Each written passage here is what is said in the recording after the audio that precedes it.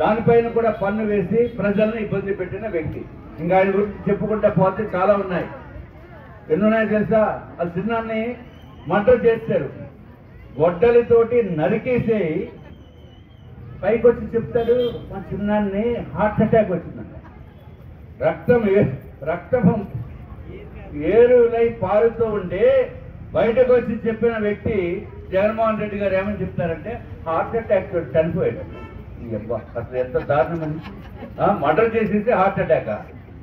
నేను ఎప్పుడు బూతులు మాట్లాడను, కానీ ఈయన తలుచుకుంటే తెలుగుదేశం పార్టీ, భారతీయ జనతా పార్టీ పెట్టిన ఉమ్మడి అభ్యర్థులపై మీరు తప్పనిసరిగా ఓటు వేయాలి. ఎందుకు ఓటు వేయాలి? ఓటు వేస్తే విష్ణుకుమార్ రాజు ఎమ్మెల్యే అయిపోతాడు. అవునా? ఎమ్మెల్యే అయిపోతే మీకేంటి ఉపయోగము? ఎప్పుడు అందుబాటులో ఉంటాము.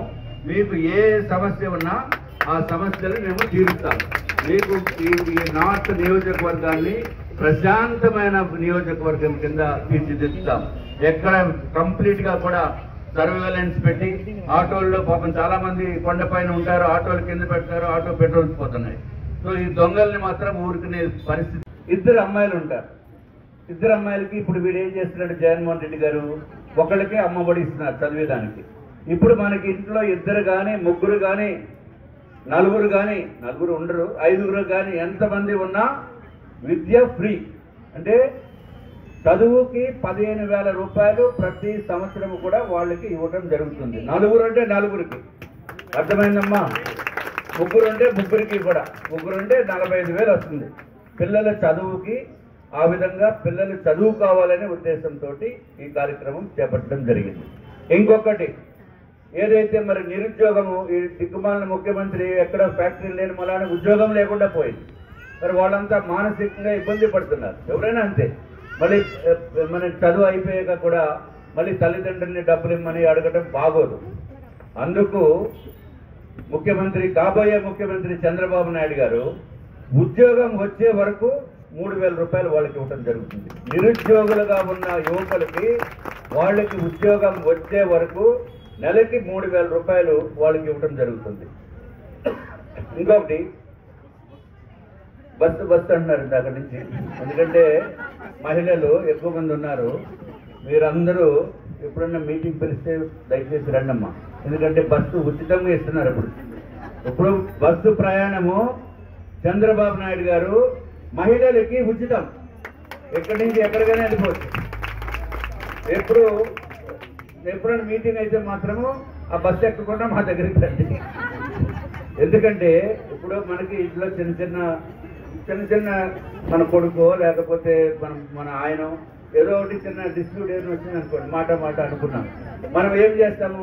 ఏం చేయలేము, ఇంట్లో కూర్చొని ఏంటి ఇలాగన్నాడు అని అనుకుంటాం. ఇప్పుడు ఎప్పుడైతే బస్సు ఫ్రీ ఉందో మనం బస్సు ఎక్కి గాజువాకలో మన చుట్టాలు ఇంటికి వెళ్తాం, లేకపోతే అనకాపల్లి వెళ్తాం.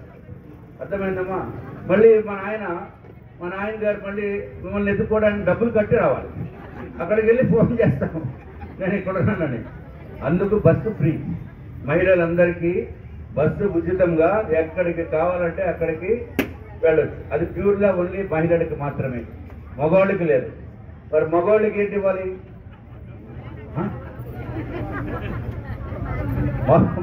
మగవాళ్ళకి వాళ్ళకి ఇవ్వాల్సింది మేము ఇస్తాం. రేట్లన్నీ తగ్గించేస్తాం. మీకు అర్థం చేసుకోండి. ఇంతకంటే మేము చెప్పకూడదు. రేట్లు తగ్గించే కార్యక్రమం చేస్తాం. అట్లాగే ఇప్పుడు వాలంటీర్స్ ఉన్నారు, గ్రామ వాలంటీర్స్ని. ఇదివరకు ఈ ముఖ్యమంత్రి దిక్కుమాలిన ముఖ్యమంత్రి, ఆయనకి గౌరవ బిరుదు ఏంటంటే దిక్కుమాలిన ముఖ్యమంత్రి. ఆయన వాలంటీర్స్కి 5,000 6,000 ఇస్తున్నారు. ఇప్పుడు చంద్రబాబు నాయుడు గారు 5,000 చంద్రబాబు నాయుడు గారు వచ్చిన తర్వాత ప్రభుత్వం మారిన వెంటనే వాళ్ళందరికీ కూడా 10,000 రూపాయలు చేయడం జరుగుతుంది. 5,000 నుంచి 10,000 రూపాయలు. అట్లాగే పెన్షన్స్, ఈ ముఖ్యమంత్రి గారు ఎవరికన్నా పెన్షన్లు ఎలాగ తగ్గిందామా అని చెప్పి ప్రయత్నం చేశాడు. నెంబర్ ఆఫ్ పెన్షన్స్, మేము ఎంతో మందికి పెన్షన్లు ఇస్తే వాళ్ళందరికీ కూడా ఇప్పుడు తీసేశాడు. ఏదో కారణం చేత, ఏదో కరెంటు బిల్లు పెరిగిపోయిందని పెన్షన్ పీకేయడము, రకరకాల ఇబ్బందులు పెట్టారు. వాళ్ళందరికీ కూడా మళ్ళీ పెన్షన్స్ మళ్ళీ వెనక్కి తీసుకొచ్చి పెన్షన్ అందరికీ కూడా ఇస్తాం.